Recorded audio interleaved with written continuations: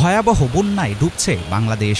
টানা বৃষ্টি, পাহাড়ি ঢল ও উজান থেকে আসা পানি অন্যতম কারণ হলেও এর পেছনে আছে নদীদস্যু দেশ ভারতের হাত। শুকনো মৌসুমে খরায় পুড়িয়ে ভরা বর্ষায় বাঁধ ছেড়ে দেওয়ার ব্যাপারে দিল্লির রয়েছে জঘন্য ইতিহাস। নিজেদের বাঁচাতে ৩১ বছর পর এবার দেশটি খুলে দিল ত্রিপুরার ডুম্বুর জলাধারের স্ল্যাপগেট। চলমান বন্যাকে বলা হচ্ছে প্রাকৃতিক দুর্যোগ, কিন্তু বাংলাদেশের এমন পরিস্থিতির জন্য অনেকাংশে ভারতই হচ্ছে আসল অপরাধী। পানির রাজনীতিতে বরাবর দিল্লিকে জেতানোর এটাই কি উপযুক্ত প্রতিদান?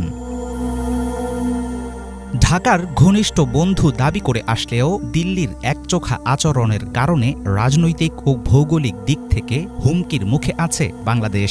গত ১.৫ দশক ধরে দেশের ভেতরে নৌবন্দর, শর্তহীন করিডোর, রামপালে সুন্দরবন ধ্বংস করা বিদ্যুৎ প্রকল্প, মংলা বন্দর ও সমুদ্রে গ্যাস ব্লক ইজারা সহ অসংখ্য বিষয়ে ভারতকে একচেটিয়া সুবিধা দিয়েছে স্বৈরাচারী হাসিনা সরকার, কিন্তু বিনিময়ে পায়নি প্রায় কিছুই। কোনো সরকারই আদায় করতে পারেনি তিস্তাসহ ৫৪টি অভিন্ন নদীর পানির ন্যায্য হিস্যা।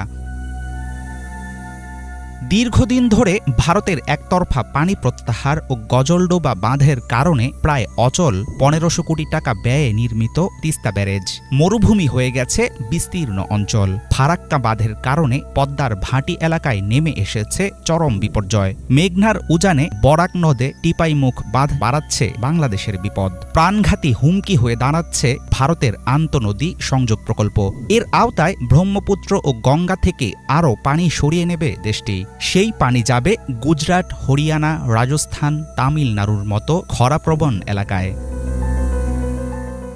এক বা একাধিক দেশের সীমান্ত অতিক্রম করে প্রবাহিত নদীকে বলা হয় আন্তঃসীমান্ত নদী। এমন নদীর পানি বণ্টনে রয়েছে আন্তর্জাতিক আইন ও নানা রকম বিধিনিষেধ, যার মধ্যে উল্লেখযোগ্য ১৯৬৬ সালের হেলসিঙ্কি নীতি, ১৯৯২ সালের ডাবলিন নীতিমালা, ১৯৯৭ সালের জাতিসংঘের জলপ্রবাহ নীতিমালা কনভেনশন। নিয়ম অনুসারে অন্য দেশ মারাত্মক ক্ষতি বা বিপদের মুখে পড়ে নদীকে এমনভাবে ব্যবহার করা যাবে না। নদীতে বাঁধ নির্মাণ কিংবা গতিপথ পরিবর্তনের পরিকল্পনা করলে যেসব দেশের উপর দিয়ে নদী প্রবাহিত হয়েছে অবশ্যই জানাতে হবে তাদের, প্রয়োজনে নিতে হবে সম্মতি। বাংলাদেশের অভিন্ন নদীর ক্ষেত্রে কখনোই আন্তর্জাতিক নীতিমালা ও আইনের তোয়াক্কা করেনি ভারত।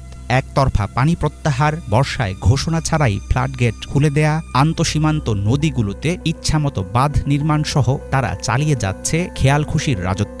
অথচ ব্রহ্মপুত্রের উৎস সাংপো নদীতে বাঁধ দিয়ে চীনের বিশ্বের বৃহত্তম জলবিদ্যুৎ প্রকল্প নির্মাণে ভারতের রয়েছে জোর আপত্তি। বিশ্লেষকরা মনে করেন দেশের জনগণের দোহাই দিয়ে গোটা অঞ্চলের নদীর পানি দখলে নিয়ে শক্তিশালী পানিদস্যু হয়ে উঠতে চাইছে নয়াদিল্লি। বাংলাদেশের পূর্বাঞ্চলীয় সীমান্ত এলাকায় চলমান বন্যার দায় নিতে রাজি নয় ভারত। ২২ আগস্ট বৃহস্পতিবার এক সংবাদ বিজ্ঞপ্তিতে এমন মন্তব্য করেছে দেশটির পররাষ্ট্র মন্ত্রণালয়।